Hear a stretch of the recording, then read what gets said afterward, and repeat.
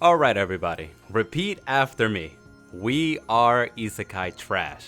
Alright, again. We are...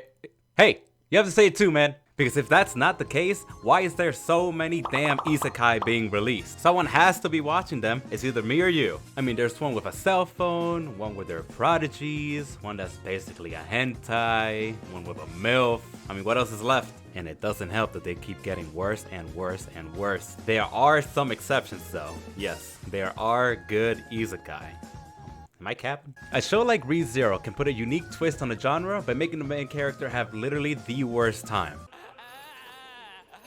Or something like Overlord that, while still keeping generic game concepts that are a norm in the Isekai genre, still manages to do extensive world building and gives us a unique perspective, because we are basically watching the bad guy of the series. And that's just what I need.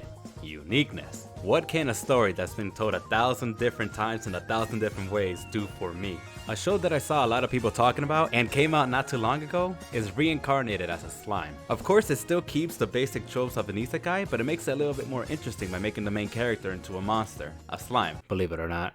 Which adds another level of interest because of course a slime isn't the strongest monster. So with that being said, we're gonna be talking about So I'm a Spider, So What? You see, that's called the good old-fashioned misdirection. Unless you looked at the thumbnail. Yeah, since I'm too lazy to do research, I'm just gonna say that this manga was inspired by reincarnated as a slime. Yeah, I'm just gonna say slime and spider because these light novel names could blow me. I wanted to draw a parallel between these two shows because the concept is the same, but the execution is very different. Both being about a person that died and then got transported to another world, Isekai. Like I said, with the twist being that they are both weak monsters. But keep the word weak in mind. From the jump, this supposedly weak main character was strong as S-H-I-T. Yeah, that's right, he was strong as fuck. ReZero, this guy, he had this sage ability that explained and advised everything to him, and a predator ability that let him absorb other monsters and use their powers. I mean, by the 3rd or 4th episode, he already absorbed one of the strongest monsters in the whole series. So what was even the point of making him a weak slime? He was just another overpowered character. This is where I think Spider really shines in the whole isekai genre as a whole. Kumoku, the aforementioned spider, literally has nothing when she comes to the new world. No talking to God to get a broken ability, nothing.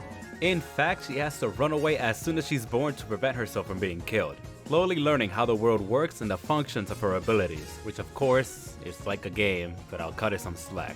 And I said keep the word weak in mind for this reason. Of course, a self-insert fantasy where every single female orgasm is pointed in your direction, and where you can beat up anybody without breaking a sweat is appealing, especially when David keeps slapping your lunch tray out of your hands in lunch.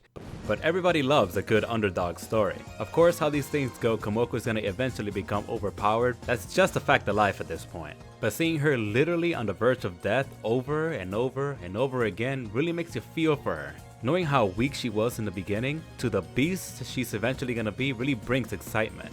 In the beginning of the manga, seeing how she creatively handles different situations is also interesting. She can't power through most enemies, so she has to make her battle strategy way in advance. One thing that I do want for the manga is more world building. In the recent chapters of the spoilers by the way, in the recent chapters of the manga, we literally just made it outside. These things are probably explained in the light novel, but if you think I'm reading that, no. One thing that I also liked was Kumoku. The fact that she's not a Mary Sue, just like literally everybody else in Isekai.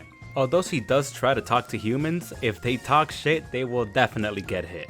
She has already killed a handful of people for what they've done to her, and she's felt no type of way about it. The show is getting an anime adaptation soon, so it'll be a good time to jump in. We just gotta hope that they don't fuck it up.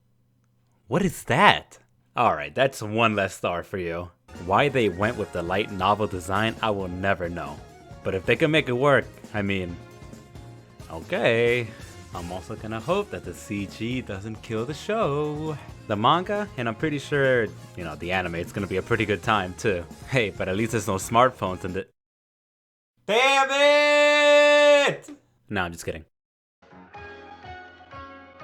Hey, thank you for making it to the end of the video. Like I always say, if you had a good time, make sure to like and subscribe. And hopefully I'll see you in the next one. Alright, take it easy.